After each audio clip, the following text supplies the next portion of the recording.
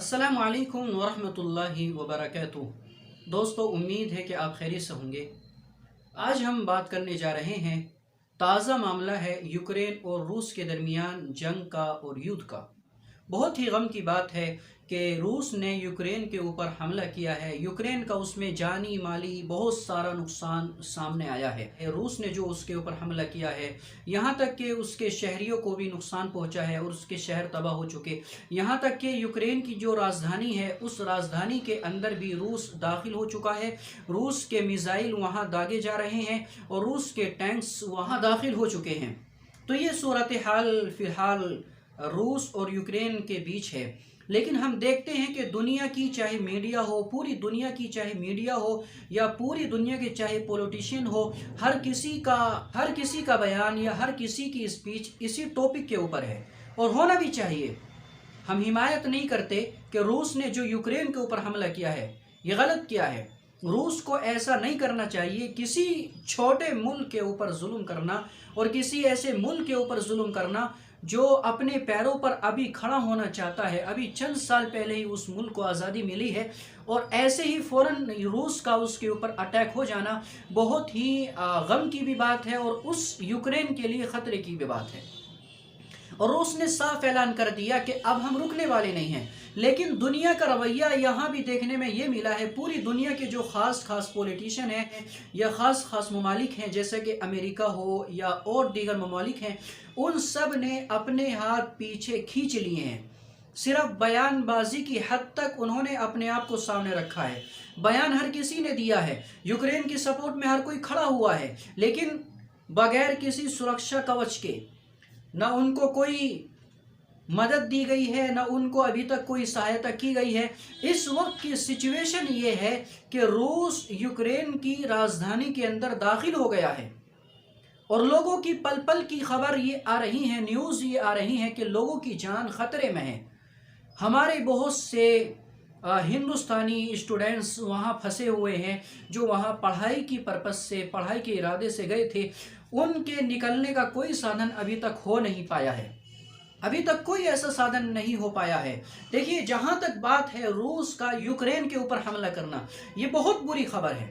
ایسا نہیں ہونا چاہیے، یوکرین کے اوپر حملہ نہیں ہونا چاہیے۔ اور کسی بھی ملک کو آپ کیسے ٹارگٹ کر سکتے ہیں؟ کسی بھی ملک کے اوپر آپ کیسے حملہ کر سکتے ہیں؟ یہ روس نے جو کچھ کیا ہے یہ غلط ہے، اور روس کو ایسا نہیں کرنا چاہیے۔ پوری دنیا کے بڑے بڑے لیڈران سے ہماری درخواست ہے کہ آگے آئیں اور روس کو سمجھائیں، روس سے کہیں کہ آپ جو حملے کر رہے ہیں، جو یوکرین کے اوپر آپ نے حملہ کیا ہوا ہے، اس کو روکیں۔ بہت جلد یوکرین کے لوگوں کو آپ یہ میسیج دیں کہ آپ بالکل محفوظ ہیں، آپ کے اوپر کوئی خطرہ نہیں ہے۔ اور ہمارے ہندوستان کے جو اسٹوڈنٹس وہاں پھنسے ہوئے ہیں، آپ اس کو بھی یہ میسیج دیں، ان کو بھی آپ یہ پیغام دیں کہ آپ بالکل محفوظ ہیں، آپ کی جان ہمارے لیے سب سے پہلا مسئلہ ہے۔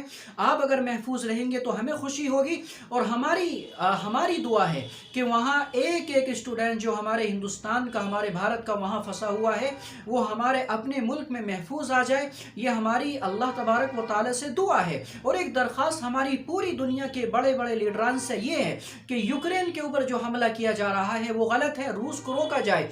لیکن ایک دو رخی پالیسی جو ہمیں یہاں پر نظر آتی ہے، ابھی 1 سال پہلے آپ نے دیکھا ہوگا کہ اسرائیل نے فلسطین کے اوپر حملہ کیا، ایسا ہی حملہ، بلکہ اس سے بھی کئی درجے زیادہ خطرناک وہ حملہ تھا۔ سچویشن اس سے بھی زیادہ خطرناک تھی، حالات اس سے بھی زیادہ خراب تھے۔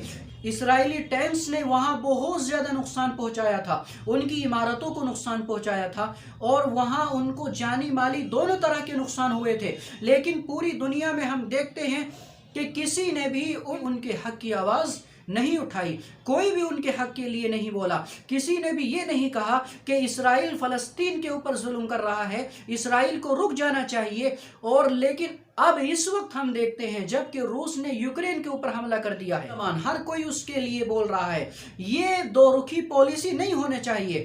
اگر کوئی پاورفل ملک किसी कमज़ोर मुल्क के ऊपर हमला करे तो वहाँ भी हमें बोलना चाहिए। अगर कोई इस्लामी मुल्क किसी मुसलमान मुल्क के ऊपर हमला करे तो वहाँ भी पूरी दुनिया को बोलना चाहिए। ऐसा नहीं कि अगर मुसलमान के ऊपर जुल्म हो रहा है तो वहाँ कोई नहीं बोलेगा, फ़लस्तीन के मुसलमानों के ऊपर जुल्म हो रहा है तो वहाँ कोई नहीं बोलेगा, उनके खिलाफ, इसराइल के खिलाफ आवाज़ कोई नहीं उठाएगा। ऐसा नहीं होना चाहिए। जुल्म है, वो चाहे रूस अगर यूक्रेन के ऊपर करे तो भी जुल्म है, अगर इसराइल फ़लस्तीन के ऊपर करे तो भी जुल्म है।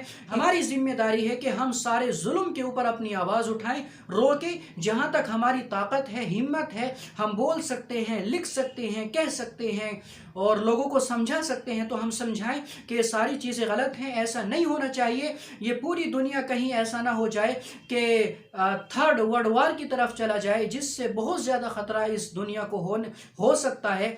तीसरी बात यह है कि इस पूरे मामले में जो देखने में आ रहा है वो है मीडिया का रवैया, खुसूसन हमारी इंडियन मीडिया।